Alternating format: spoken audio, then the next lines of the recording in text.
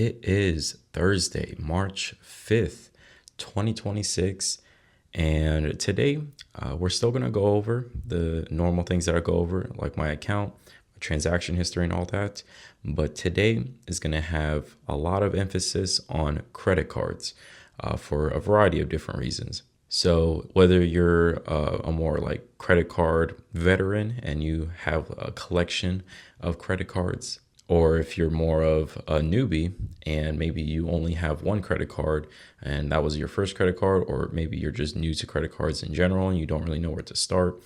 I think this video will have something for everybody. I've been using a lot of credit cards basically all throughout my life. And today I'm actually going to show which credit cards I actually use in my day-to-day spending, which cards are actually in my wallet. So today's going to be a very interesting video, but today I am down 0.32%. Once again, another volatile day. I was up at 191K. So I finally got back to 191K early in the morning pre-market, and then it just completely tanked at the open. And if you guys notice, as soon as the market opened around 8:30, huge spike in volatility both ways, right? So I don't know if there's a whole bunch of leverage in the market, a whole bunch of option contracts, I don't know, futures, and it's just swinging the market around, a lot of emotions in the market, right? But the volatility is continuing. For the week, I am up 1.19%. For the month, I am up 10.75%. Past 3 months, I am down 32%. Year to date, I am down 23.42%. Year over year, I am still up 57.72%. Miraculously, I am still up. And then, of course, of all time, it looks like we're getting like that small bounce right there, because we came all the way down, almost all the way down to my old all-time highs to retest that support level, I guess. But it looks like we're making a small, tiny little bounce. I think we'll see some more volatility, of course, but ultimately I think we'll see some upside, only because I've been seeing a lot of posts surrounding like put buying volume. A lot of people are panicking, selling stocks. They're betting against a lot of these sectors that recently started catching a bid, like software, fintech, of course, and a little bit of crypto. But if we take a look at my top movers here, of course, we have REPX, which is surprising because REPX is not the type of stock that moves around a lot. Basically, since I bought it, it has either gone down a little bit or just stayed flat. But today is a big day, up over 11% for a high dividend energy company, right? You would not typically expect this sort of a move on a normal day, but these are not normal conditions right now. So, but Shopify is up 4.69% today. SOFI is up over 3.5%. So it looks like it's a good day for some fintechs. When it comes to option contracts, you guys might notice a little bit of a difference. I do have a big cash secured put on American Express. So we're kind of getting into that theme of the video here, credit cards, but I did sell a cash secured put on American Express. And if you guys haven't heard, Robinhood did announce their version of the Platinum card. So that combined with Trump talking about capping credit card interest and all of the global uncertainty, obviously travel to the Middle East at least might go down a little bit, right? And American Express is a travel heavy company. That's basically their biggest selling point. It's not their only selling point, but their biggest selling point is giving you high rewards, high offers on hotels, plane tickets, right? So, and sometimes cruises. So they're really deep in that travel category. And the stock is selling off because of it. But I think it's an interesting time to start nibbling at American Express. American Express has been one of my personal regrets, not because I bought it, but because I haven't bought enough. I did have a little bit of a bigger position back when it was like $140, but then I sold a little bit and I kept 10 shares, and I don't know why, but it is what it is. But I'm happy that American Express is coming down. so I can build a bigger position. I've been saying for a long time that I want American Express to be my number 2 position. And if I get assigned 100 shares of American Express, that will definitely push it up to number 2, especially with Nike just constantly going down. It's back under 60, which is surprising. But we also have Pepsi that has gone down a little bit. It's been cooling off after a major run up after earnings. But I am happy that they did not go over 170. It looks like I'm going to be able to keep most of my shares unless it just completely reverses from here.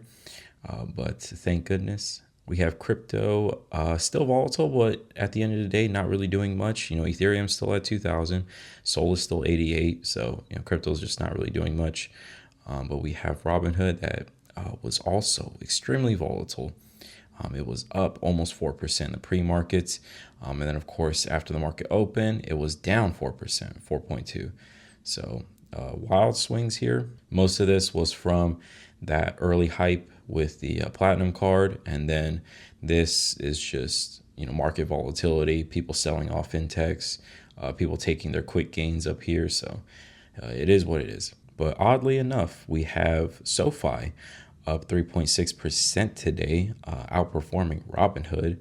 I don't know if they're outperforming year over year. Let's see, 47%. And then for Robinhood, 73%. So Robinhood is still outperforming when you're looking at 12 months. But SoFi, it's almost back up to 20. I do have 525 shares here. Cost basis of $7 basically. But if you take a look at my secondary account, I did start a very small position in that one as well at 1850, just because I think, eventually SoFi will get back up to 30. So I just thought it was a good time to scoop up a little bit more and diversify a little bit more from Robinhood, even though we're going to get to Robinhood later on in this video a little bit deeper. But I definitely still want Robinhood as my number 1 position. There was a time where I was starting to get a little thoughts, just because, on X, there was a lot of people taking profit, right? When Robinhood went to 150, congratulations to anybody, by the way, that sold Robinhood at 150. But as it started coming back down, I noticed there was like a little bearish shift on Robinhood. So like maybe at like $100 per share, people were selling it, maybe at 90. And definitely as it started going down, that sentiment got worse and worse. But after the recent event, what was it, yesterday or today, with their platinum card announcement, I definitely am going to keep Robinhood as my number 1 position. And I'm going to talk more about that later on. But of course, we have all of this fear globally, all of the tension in the Middle East, the conflict, a lot of concern around oil prices, energy prices, of course. And it's pushing REPX, which is my small energy company. It's a small cap, not a very well-known stock, but I do have 510 shares of it. I think I have a little bit more in my other accounts, so only one in my IRA. But this was at a loss for a very long time.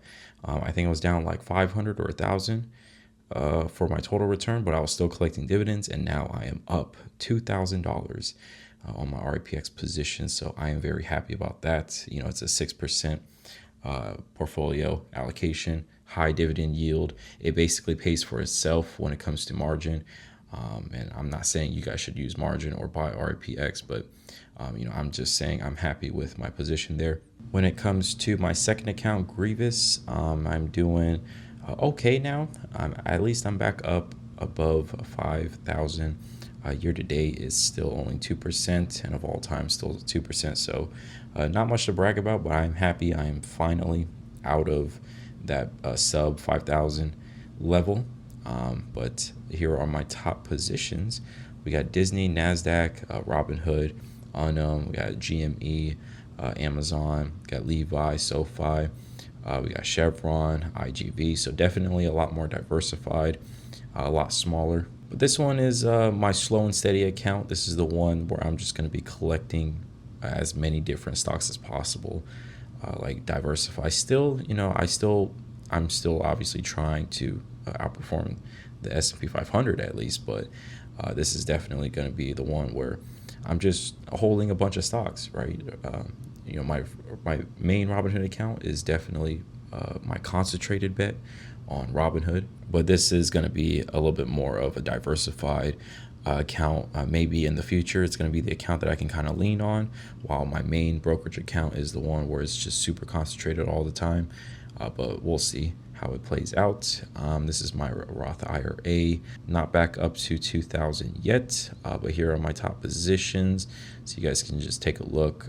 The only thing that's really different is Melly, ILF, Rio, Zoom. So it's a little bit more international, but it's not too different from my second account. Oh wow, this is new.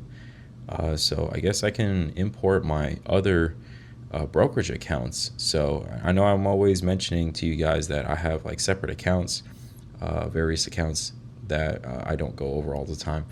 But honestly, I don't know if I'm going to be connecting my external accounts, just because I don't care that much to know what my net worth is every single day. But I think this is cool. It's definitely a good move by Robinhood, because the one thing that a lot of people say when it comes to Robinhood is their user experience is definitely premium, right? It's top notch, and it's the one thing that's keeping a lot of people on the platform. So like, I guess, in this picture, somebody can have an E-Trade account, and they can use that for their trading, but then they can connect it to their Robinhood and still have that user experience of Robinhood. So I think it's a smart bet, right? And it also gives Robinhood more insight to your your financial health, I guess. So they can make different decisions, like targeting you if you have a whole bunch of assets, let's say in your E-Trade, right? Robinhood can make a targeted offer to you saying, hey, if you transfer just at least this amount into your Robinhood, we'll give you this bonus, and whatnot. So they can be a lot more strategic, and also obviously they're lending now with the gold card. So Robinhood is going to be a lot more interested in your assets and liabilities if you're going to be using the gold card or platinum card, right? So I think this is a good move. But now we get back to our transaction history page. So I'm not sure where we last left off, but this was me closing out my Shopify and my Sprouts, or that I just sold my Sprouts covered call, and then I closed my Shopify cash secured put here, and then I sold a Palantir covered call, just a small one, $95. I bought a little bit of American Express, bought a little bit of, I closed my IGV cash secured puts. Maybe I should have held on to that one just to collect the extra $100, but I did buy a little bit more RCL. Just because I think travel's getting a little bit hit right now, obviously because of global tensions, but I've decided to make a small bet on RCL because I only have one share in my main account, so I just want to allocate a little bit more money into that. But there is my American Express cash secured put and my nice Nike dividend coming April 1st. And I don't usually show you guys my Grievous transaction history, but I'll just go ahead and show you guys because I know I haven't shown you guys a whole lot, but that was my 5,000 transfer there. Obviously, my very first trade was a fail. It was UNH, but these are all of my moves here. I'm not going to go over each one just because I don't want the video to be too long, but you guys can take a glimpse here. So definitely just very small trades in and out that I'm making on this account. But I'm also trying to collect a little bit more dividends, of course. Also trying to diversify a little bit more. Let's see if there's anything significant here. As you can see, I did close most of my HES. I kept one share, just pure profit, and to just collect a little tiny dividend from one share for the rest of my life, basically, or at least until HES goes bankrupt. But of course, we also collect a little bit of interest in this account because even though I am still owing margin, Robinhood is generous enough to give us interest on our secondary accounts. I did make a small play on some Japanese companies as well, just $20 into CRM. Let's see. Two very small stocks that deserve a video on its own because this video is going to be focused on credit cards, but just to give you guys a little sneak peek, B-Fly and Grab are my two newest plays in that secondary account. So just $20 and then $38 in the other one. So very small, but I'm going to be building those out, and Maybe in my next video, I will explain it. So this is just a sneak peek for all of my viewers that actually watch the whole video. Those are just 2 tickers to look into. All right, so now we're going to get to the main topic of the video, which is the recent Robinhood event, but also credit cards just in general. So just to briefly go over some things I remember from this Robinhood event. One of the standout highlights from the Robinhood event are early dividend payments. I think that is a game changer, right? Because think about all the dividends that you get from your Robinhood account. You don't get them for like at least another month, right? But now Robinhood is going to give it to you like 2 weeks early, which is insane because your banking account, right? I know a lot of fintechs and a lot of banks as a bonus or as an incentive to get you to bank with them, they'll be like, hey, make direct deposit with us. You'll get your paycheck a day early. But Robinhood is like, no, if you get your dividends through Robinhood, you're going to be getting it 2 weeks early, 3 weeks early. And stuff like that is what keeps me invested in Robinhood, right? Because all of these other competitors are constantly trying to keep up. And it seems like when competitors take a step closer to Robinhood, Robinhood just takes another leap forward. So for example, Coinbase, right? They just announced, I think it was prediction markets, but also stock trading. So you can actually trade stocks on Coinbase now too. And of course, everything SOFI is trying to do with, enabling options in their brokerage accounts, offering financial advisors through the SOFI premium, their a membership, right? So every single time competitors try to take one step closer to Robinhood's level, it just seems like Robinhood just blows past the finish line, right? So it's probably going to take, it's going to take SoFi another like 5 years to get that early dividend payment feature, it feels like, because it took them forever to get options trading. It took them forever to like even come close to Robinhood Gold benefits, right? And it's not a knock on SoFi.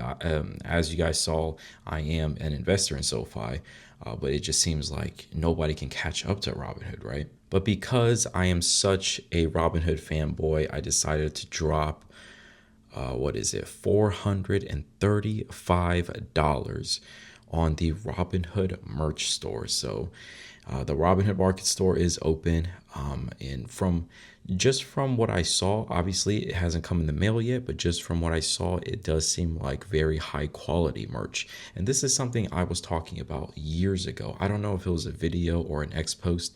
I honestly can't remember because it was so long ago, but I specifically said one of the things that I want to see from Robinhood is a high quality merch store, because think about it, Robinhood already has a cult following. You can just set up a merch store and easily collect cash from your fan base, basically, right? And it'll juice up revenue, it'll juice up cash flow. But the reason why I specifically stated high quality is because I wanted it to have some staying power, right? I want Robinhood's store to actually be a store that people come back to, can actually like buy when they buy clothes from the Robinhood merch store. It's not just throwaway clothes after you go to some type of event, right? It's clothes that you'll actually be comfortable wearing. And from what I saw, it seemed like a lot of these were 100% cotton, right? French terry. If you guys aren't really clothing people, basically like French terry is like very soft cotton.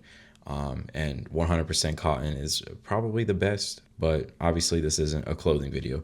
But I just wanted to say their store is very high quality, and all of these new features coming out. They did announce their dividend calendar, or not dividend calendars, excuse me, dividend tracker, right? But I'm hoping it's a dividend calendar, not just a dividend calendar, but a Robinhood calendar, right? I want Robinhood to be the one-stop shop. And I think that's where they're going, which is why they added the external accounts connectivity, because they want to give you a calendar showing you all of your dividend payments, all of your payments in your external accounts. They're going to show you your direct deposit. They're going to show you your interest payment dates. They're going to show you your option expiration dates, maybe even earnings dates. So a dividend calendar is what I'm hoping for, not just a dividend tracker. I want a calendar.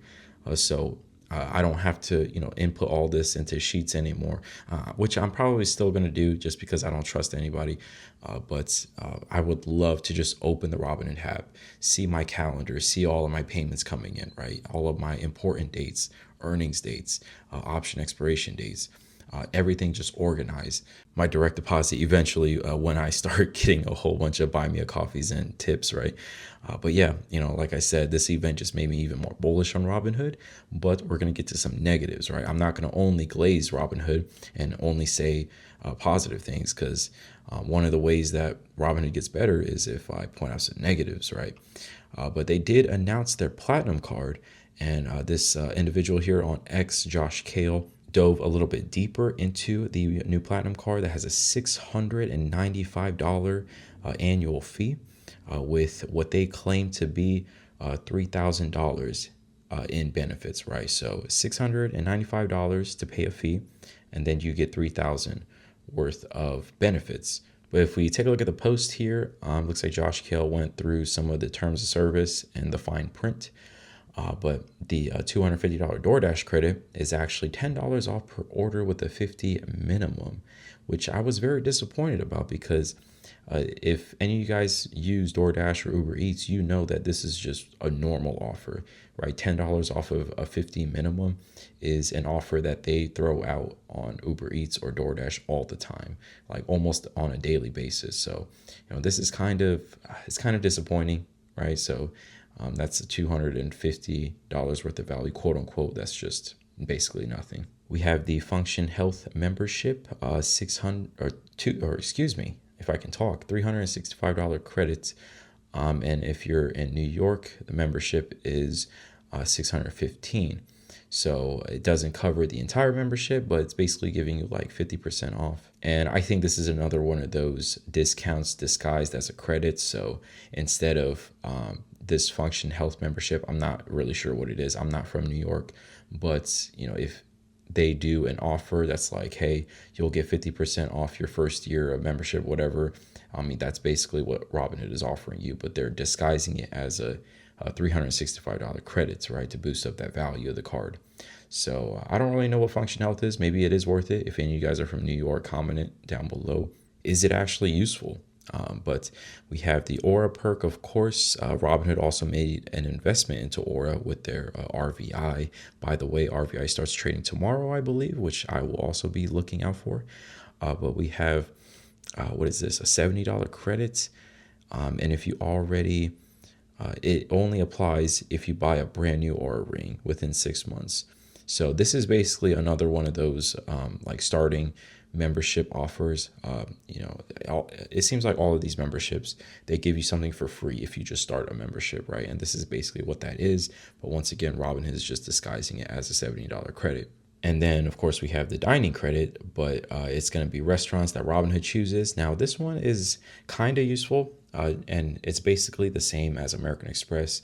They also give you $10 a month when you use the American Express Gold card at their select vendors, right? So I think that $10 a month covers like Grubhub. It covers Five Guys, I think. I don't know. They change it all the time. But and they also give you like $7 or $8 a month, something like that, for Dunkin' Donuts. And then you get a Resi credit. That's probably the most valuable one. So even though this post says, Robinhood picks and chooses the restaurants and they can change it whenever they want, I mean, that's just normal, right? So that is a plus for the Robinhood Platinum card, in my opinion. And even though it says Robinhood chooses the restaurants, that's basically what American Express does as well. So the hotel credit, only $100 of that $250 semi-annual credit goes towards standard hotels. The rest must be luxury, and Robinhood's portal is more expensive than direct. And I have noticed that. Now, I've used Robinhood's portal a couple times, and I've noticed that some hotels are a little bit more expensive, but also some hotels are cheaper through the Robinhood portal. So if any of you guys aren't familiar with travel portals, there is no one best, right? And literally, like people say that all the time about any top 5 or top 3, but when it comes to travel portals, like they all suck, but they're all okay, if that makes any sense. For example, if you're booking a hotel on the Amex portal, but also you have Robinhood portal side by side comparing prices, you're going to notice that some hotels are more expensive on Amex, but cheaper on Amex. And then other hotels might be like more expensive on Robinhood, but then other hotels that are more expensive on Amex are cheaper on Robinhood. So it's just it's flip flop, honestly. So that one might actually be useful along with the dining credit. It's basically the same as the Amex, right? And then this individual says that as a New Yorker, the $250 autonomous rides is useless. So I've never gotten the opportunity to sit inside of a Waymo or a Zoox, but if any of you guys have, comment down below what your experience is. Like, is this $250 credit useful, right? Are they messy? Because I've always thought that autonomous taxis, they're going to be super dirty, right? It's going to be, I'm not trying to be mean, but people that are dirty are going to ride them typically because I assume that they're cheaper, right? So the seats are going to be dirtier. I'm not trying to be mean. I'm just keeping it real. So let me know if this is actually useful. But yeah, $695, and it seems like $500 of the hotel credit, and then $20 a month is like I can't do that math in my head in 3 seconds, but that's most of the annual fee, so it might be worth it. Also, I think you get Robinhood Gold for free, so that's another $50 value there. So it might be useful, but it's useful for a select into like a very specific type of lifestyle. You're interested in the Aura Ring, right? You use DoorDash all the time, and spending $50 on DoorDash is just nothing to you because you do that daily, right? And the hotel credit, dining credit, super useful to you, and you ride a Waymo all the time, right? That is like the type of person that this would attract. So a lot of people are saying that this American Express, this Robinhood Platinum card is going to replace American Express, and American Express stock is going to go down and their business is going to go down. But this is not true, okay? This is not going to happen. American Express is perfectly fine. And actually, I think this is a good thing. Obviously, we as the consumer have another option to choose from now. Credit card industry will get more competitive. So what that means is offers are going to get juiced up, right? Benefits of all the cards are going to get juiced up, and any card that's like devaluing their points or devaluing their cards are going to get tossed aside, right? Because competition is heating up. And I don't have the Chase card, but I have seen some talks on the internet saying that Chase might be devaluing their points or something like that. So like I said, competition is heating up in the credit card business, but I do not think that this will hurt Amex. The type of person that has enough money to spend over $1,000 on Amex cards, right? Almost like $2,000 a year just in annual fees. Adding another card to their wallet, that's $700 just to get the extra benefits from Robinhood is not going to be affected by this at all, right? The type of person that has the Amex Platinum card, if they also get the Robinhood Platinum card, it's not going to hurt their wallet, right? So it's not like somebody's going to cancel Amex and put all their money into Robinhood just because of this card, right? So even though I think it's a good thing for Robinhood, it's a good thing for the credit card industry, I don't think this is a negative for Amex. I actually think this will motivate them to juice up their cards, right? And like I said, heat up competition. But I also thought that it would be interesting to talk about which credit cards do I use day to day, and which credit cards do I use for certain occasions, or which ones do I like the most. And basically these cards here that you see are the ones that I use on a day-to-day basis. So the number one card that I'm going to go over is the Amex Gold card. Obviously, Amex is the most premium brand. It's the most convenient, and it's also the most valuable, in my opinion. All right, Amex is the brand and the company and the credit card that people aspire to get, right? Other credit cards are more necessities, they're utilities, right? Like I need to get my first credit card so I can build credit history, blah, blah, blah. Or I need to get this credit card so I can get 2% cash back, whatever. They're more utility based. But Amex, I think, is the one card that people look up to and say, one day I want to get this card, right? This is the card that I'm working up to. Like I'm starting down here with this starter card. I'm going to start down here with these like no annual fee cards to build up my credit history and to get used to using a credit card. But eventually in the future, I want the Amex card. Like that's what I think, at least. But the top two things that I like about Amex is their user experience and their offers. It's just super convenient to have an Amex card. If any of you guys aren't familiar with credit card offers and their portals, right? By far the worst ones I've ever had are from banks, right? And I'm like I said, I'm not trying to hate on these banks, but y'all's merchant offers, your portals, they suck. Like you'll get an offer on one of the credit cards that are from a bank, and it'll be like get $100 off of like a new pair of glasses with lens crafters, right? I'm just making this up. But you'll follow the terms, right? You'll read the fine print just so you can actually get the $100. And, you need a new pair of glasses, so it's useful to you anyway. And you go in, you use that card thinking you're getting $100 off. And then it just never comes. This has happened to me so many times with like these credit cards that are issued by banks. So like, Bank of America, Wells Fargo, Chase, etc. A lot of these credit cards from these banks, their offers are just not that convenient, right? I don't want to sit and read a 100-page contract to figure out how to use this offer. But with Amex, everything is simple. Their offer page is very easy to understand. Their customer service is great. Everything about it is great.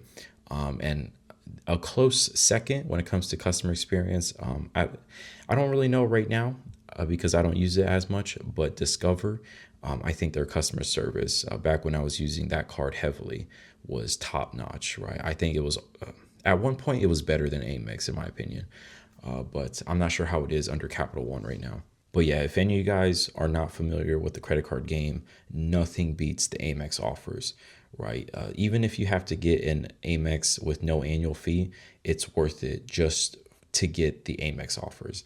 And obviously, number two is going to be the Robinhood Gold Card, 3% on everything, very useful. But just a couple things that I don't like about the Gold Card. You can't pay rent with it. You can't do special like transactions like PayPal Pay in 4. And this is very rare. It's only happened to me like maybe twice, but some merchants will decline the Robinhood Gold Card. And I think it's because some of them have their own like store card or their own branded card that gives 3% cash back in their store. So they don't want a card that gives 3% on everything to compete with that, right? Because it's obviously a better credit card. So I think that's why they're doing it. And correct me if I'm wrong, but Visa also has like a new feature that lets merchants decline very specific cards. So maybe that's what's going on. But yeah, just honestly, Robinhood, fix that. Let us pay rent with the gold card. Let us do PayPal Pay in 4 with the gold card, and it's golden. No pun intended. And number three is the SOFI 2.2% card. And basically, anytime my Robinhood card gets declined, which is very rare, like I said, it's usually only on PayPal or rent payments. But anytime that card gets declined, I will use the SoFi 2.2% cashback card. So at least I'm getting a good base, right? It's a catch-all card. But then number 3 and 4 are tied. It's going to be the Chase 5% cashback card and then the Discover It 5% cashback card. These are quarterly rotating categories. And anytime there's a category that is extremely useful to me, like, for example, gas or like grocery or dining, right? Stuff that you already pay, right? Utility. Sometimes Discover and Chase, they'll give you 5% on just your basic utility bill. Or sometimes they'll give you 5% on insurance payments, right? So your car insurance, maybe your renter's insurance. anything, they'll give you 5% on that. So anytime there's something that's actually useful, I will make this that number one card. But something amazing that Chase has done this current quarter for 2026 is making dining 8% cashback, which is ridiculous, right? I mean, that basically covers tax in most places, and then some. I don't know, but yeah, 8% on dining for 3 months on the Chase no annual fee card is ridiculous. I don't think they'll do it ever again because it's too good of a benefit. But Chase, if you're watching this, like, I appreciate y'all. Y'all are. I know I talked a lot of smack about your guys' merchant offers, but that 8% cashback, I mean, that paid for it. But basically, I'll use Chase and Discover as like my number one top category to get that 5%. But then Amex, of course, for those very valuable Amex points. Anytime there's like a 4% category or a very nice offer in Amex offers, I will use an Amex card, of course. And then Hood, SOFI, or catch-alls, right? Anything that doesn't fall into 4X or 5X or 8% cash back, right? I will use the Robinhood and SOFI to have a good baseline. But the one thing that I really like about the Robinhood Gold Card for myself personally, it's motivated me to put a lot more money into my Roth IRA because I'll take the cash back 3% and then put it into my Roth IRA, which gets another 3% boost. So it's like what, like 3.0 something percent cashback card it turns into. But yeah, those are basically my top 5 credit cards that are in my wallet that I use all the time. Let me know where you guys are in your credit card journey. I'm actually curious about this. Like, what was your first credit card? What is your top 5 in your wallet right now? Like, if any of you watching are like credit card veterans and you know this game in and out. I've been using credit cards for a long time, but I don't know if I would say that I'm some credit card guru because I don't know everything. But let me know what your guys' top 5 cards are. But if you're not a credit card veteran and you're just starting out, let me know what your first card is or what you think will be your first card if you don't have a credit card. But yeah, I think that'd be interesting to talk about. But speaking of comments, the only way to support the channel right now is through my website. The link is in the description. You can hit that top buy me a coffee module right there. It'll be $3 Apple Pay. You can have your comments spotlighted and you can help me reach my goal of about $10 of buy me a coffee. And then that will trigger my direct deposit into my Robinhood banking so I can see what that feels like. But if not, I also have like some crypto options that you can choose from. Now down here, it does say unfinished merch. That is a link to some merch that I'm trying to make. So keep in mind it is unfinished, but if you wanted to take a look at it, you can click that to kind of see where my head is right now. But once you hit that top link for the $3 to get your comment spotlighted, it should take you to buy me a coffee, and then you can comment down or ask any question, and it will be $3 Apple Pay.